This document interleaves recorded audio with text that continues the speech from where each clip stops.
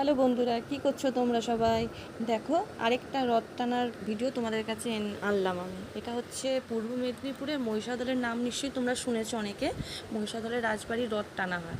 ওটার জায়গাটার নাম হচ্ছে মহিষাদল, আর রথটা যেখানে টানা হয় সেটার নাম হচ্ছে রথতলা। তো আমার বাপের বাড়ি হচ্ছে মেদিনীপুর।